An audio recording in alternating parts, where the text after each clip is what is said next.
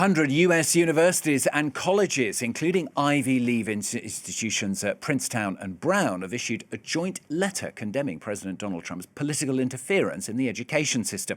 The move coming a day after Harvard University sued the Trump administration, which has threatened to cut funding and impose outside political supervision. The letter saying they speak with one voice against the unprecedented government overreach and political interference now endangering American higher education. It comes as well as some foreign students continue to hear that their legal status as an international student has been terminated and they could even be deported. Well, let's talk about all the latest then with Kethevane Gorjestani from our International Affairs Desk. So, Kethevane, start off by telling us more about how the universities are trying to fight back, if you like, here. Well, this letter is titled A Call for Constructive Engagement, and that is really the message of these universities. In that first paragraph, they say, we do not oppose legitimate government oversight, but we do oppose undue government intrusion in the lives of those who learn, live, and work on our campuses. And as you said, what is striking here is the fact that they are speaking in one voice,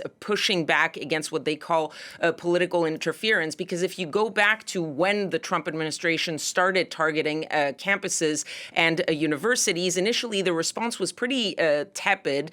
You also had universities like Columbia, for example, sort of caving under the pressure, making deals with the Trump administration. But it seems that Harvard's pushback sort of started this movement of resistance and led more universities to join forces to push back. Harvard was the first, through its president, to openly oppose Donald Trump's attempt to sort of control everything from which students they can have on campus, what faculty, and, of course, what can be taught in these universities.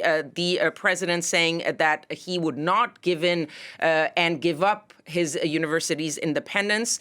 The response from the Trump administration was, of course, the freezing of those $2.2 billion in federal funding, plus now the threat of removing Harvard's tax-exempt status and the threat of possibly removing their ability to enroll foreign students. That's really important because this year, more than a quarter of the student body is made up of foreign students at Harvard. Harvard also the first one, as you said, to sue the Trump administration to block the freezing of those funds, arguing that this goes against the U.S. Constitution, against the free speech of these private entities. And this movement is really growing because this letter, this open letter by presidents of universities, it's not just Ivy League institutions. It's also smaller liberal arts colleges and big state school. And they're accepting new signatures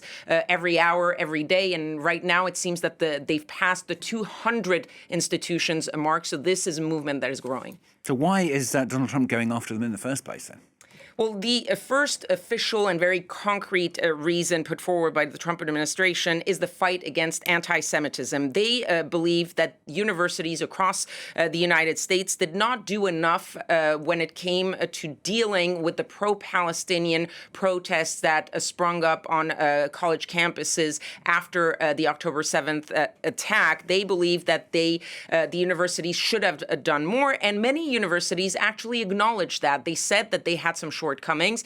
They took steps to sort of control these protests. And some critics even said that they went too far in controlling those protests. But that was not enough for the Trump administration because there is also a broader reason, a reason that dates back years and even decades for part of the Republican Party, which is to see these educational institutions, especially the elite institutions like Harvard, like Columbia, as bastions of what they call woke ideology. And so what the White House is saying is that it doesn't want taxpayer dollars to go to the funding of things that have to do with a woke ideology, as they say.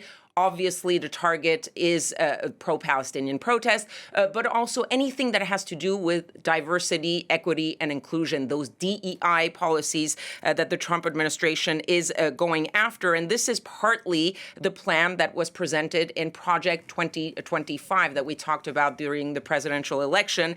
And so the idea, critics say, is that it's not only to sort of curtail some of these things that they see as, anti-Semitism. It's what they're trying to do is censor these universities and get rid of anything that doesn't fit their agenda and their policies. So where does it leave the universities, though? Because some of these cuts could be pretty deep, couldn't they? Absolutely. The funding, yes, places like Harvard have a lot of money, but $2.2 billion, even if you have a lot of money, is still a lot of funding. And if you couple the slashing of research funding with the mass layoffs that we saw at federal agencies, the cutting of some federal agencies, and also the targeting of certain words that are involved in research, whether it talks about research for cancer or research for climate change, all of this put together is sort of threatening the studies on everything, really, scientific studies, and it's also threatening American standing in the world. America is seen by many as sort of the pinnacle of scientific research, and this could be a problem, and this is why nearly 2,000 members of the National Academies of Sciences, Engineering, and Medicine put out their own open letter saying that the financial threats to control which studies are funded are not only censorship, but they could lead to the nation's scientific enterprise being decimated, and a growing number of researchers are questioning whether to go forward. Some are giving up research. Others are thinking of moving abroad. It was once you would go to the United States to get the funding for your research. Now it seems that it could be the opposite, and several countries are trying to capitalize to sort of do a reverse brain drain, including France, for example, which is introducing a bill in Parliament to create the status of scientific refugee, and certain universities like Aix-Marseille creating this program called Safe Place for Science. There were a flood of applicants from the United States. About 240 applications are deemed eligible, and they're trying to develop this program to get more people in. Other universities are following suit, and other countries are sounding out calls, like in the UK, where academics are saying, this is our moment. We need to get these people to our universities, to our research centers, and just capitalize on the targeting by Donald Trump of U.S. scientific research. Yeah, potential big changes ahead, Kethevane. Thanks very much, Kethevane Gorjestani, our international affairs editor there.